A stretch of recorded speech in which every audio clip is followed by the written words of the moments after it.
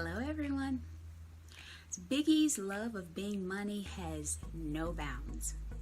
Does Bianca know how to avoid a repeat of SummerSlam? And who did Kayla run into on her way to the EST? I'm Casual Leanne. Come with me.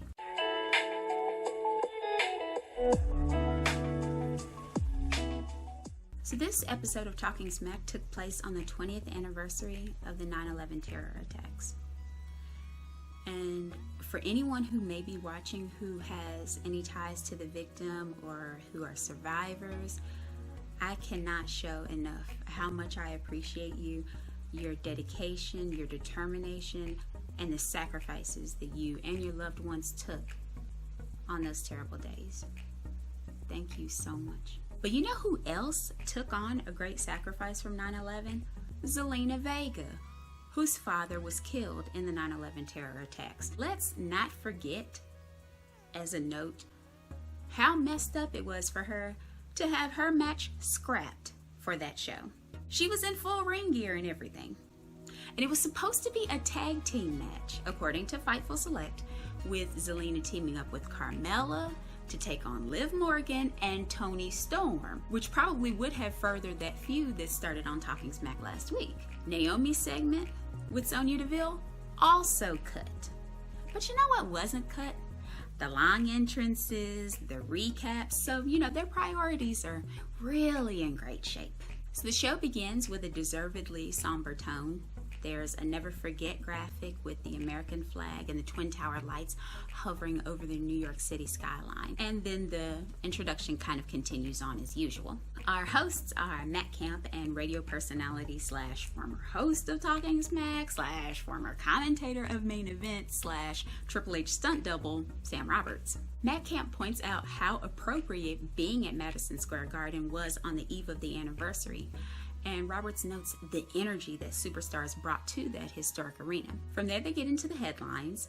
The Beast, Brock Lesnar, returned and burned the special counsel, Paul Heyman, asking why Paul didn't tell Roman that Brock was coming back. He tells Paul he's got 5 seconds to accept his Universal Championship challenge.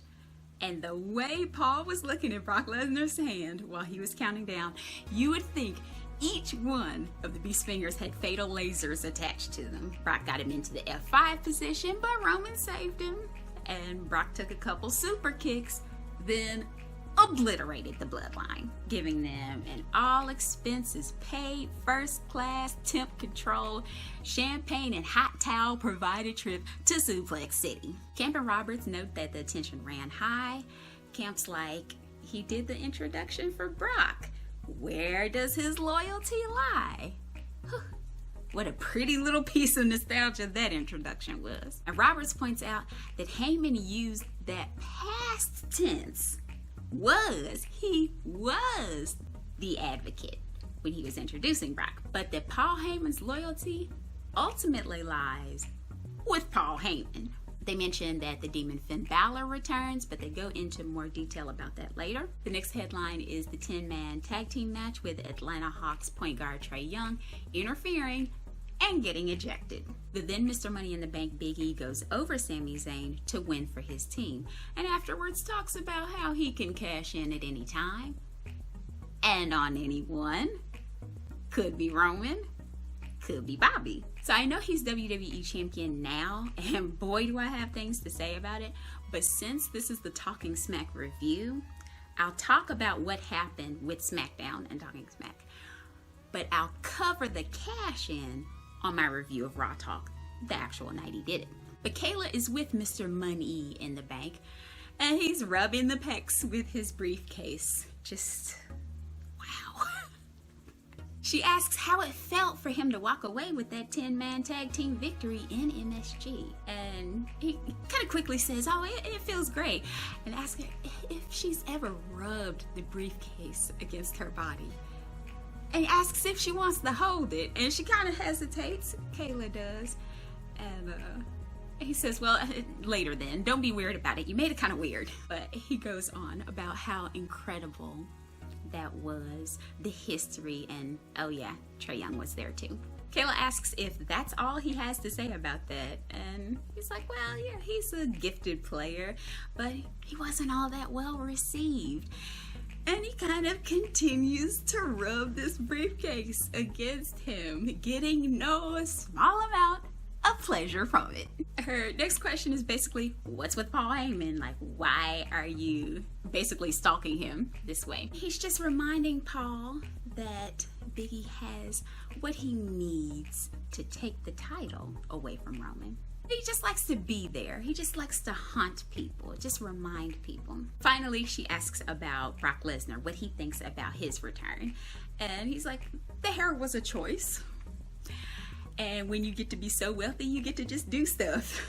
And Brock is still a massive, massive man. But Big E's interviews are almost guaranteed to be great. They're always entertaining. It's almost like the silliness and the physical comedy is the toll that he has to pay to get the attention on him and to be this incredibly articulate, multifaceted performer. It's like watching him, I'm amazed and amused and saddened all at the same time. It's a tough thing. I've had my split opinions on the New Day and even Big E as part of that. You've seen that in other videos, so that kind of continues here. But after the interview's over, Camp and Roberts let us know that Bianca's coming up. We get some ads and the headlines continue. So Edge and Seth Rollins have their rematch. It was still another great match with even higher stakes this time. Seth Rollins gives the low blow, a trio of super kicks, the stomp, and then Edge is stretchered out, put into the ambulance.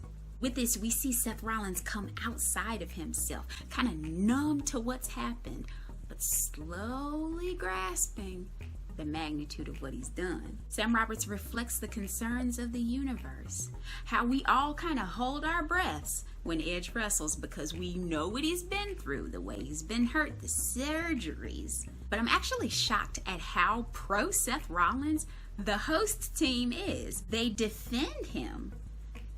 Camp is saying other than the low blow, he really didn't do anything illegal. He hit the kicks. He won. He hit the stomp. Robert says that, him doing low blows is not really new information and that Edge made a choice to be back in the ring. I usually think that opposing points make for good comments, but this was refreshing. So they go to Kayla, who's trying to find Bianca, but somehow runs into Carmella. On brand for Carmella.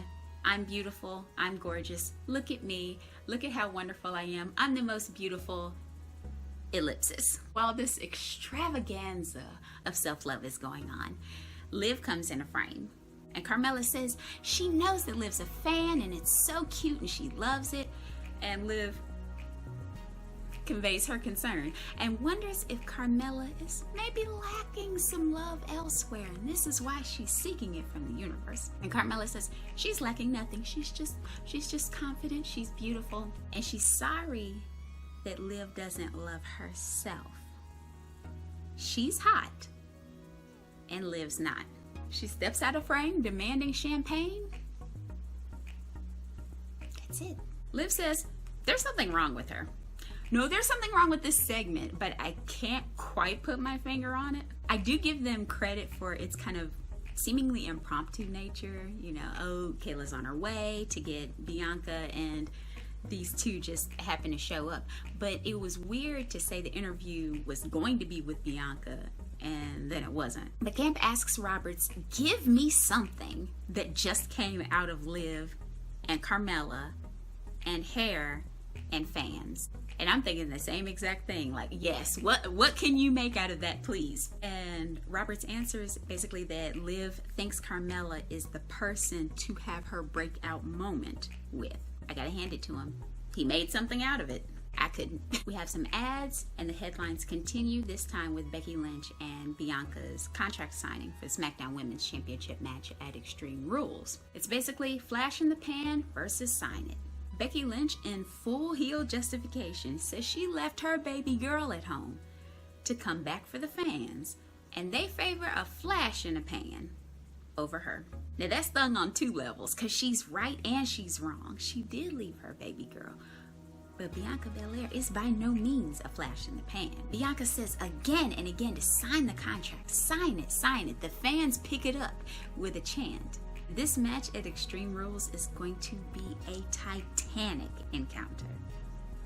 Gorgeous even, if they just let the match breathe. We'll see if it happens. The consensus amongst the hosts is that Bianca has earned the shot, but she does have yet to accomplish what Becky has. And with that, they throw it to Kayla Braxton, who finally is with Bianca Belair. So now the contract has been signed. It's official. She asks, how determined are you? Bianca notes she's a quick learner. She runs down what I call her victory resume. So the second Royal Rumble she's won, the first main event of WrestleMania she's won, and Becky Lynch will not get to run away from her anymore. The contract is signed, and she will win her SmackDown Women's Championship back. Next, Kayla asks about her excitement over returning to Knoxville, Tennessee. This is where tonight's SmackDown is actually going to be. Bianca Belair does express that excitement, but she says that Becky might want to watch out there because her hometown rides for her. It's a short interview, but she packs the character work in and her credibility as the right #1 contender for this moment. They end with discussion of the Tag Team Championship main event. The champions, the Usos, retaining due to Roman Reigns interfering and choking out Montez Ford. Now Reigns promises to smash Finn Balor. Then the demon Finn Balor is resurrected. They talk about how dangerous the demon is and whether he'll be able to do it, whether he'll be able to wrest the Universal Championship away from Roman Reigns. The answer to that is no. The must-watch segment for the week is Big E. Big E here is the perfect balance of the opportunistic, being Mr. Money in the Bank, but still the good guy earning his chance to be at the top. My rating is 4.5 out of 5. They have really been going in these past couple of weeks. The shows have been great, and this is no different. Bianca continues to be the triumphant babyface, even in the midst of adversity. Big E was great, and even the impromptu element of Liv Morgan and Carmella helped keep things interesting. But what did you all think? With what E said, what was the sense in terms of an impending cash-in? How soon was it actually supposed to happen? Let me know any thoughts you have down in the comments. And be sure to like, share, comment, and subscribe, and tap that bell icon to make sure that you get notifications for when new videos come out. Thank you all so much for watching, and I'll see you soon.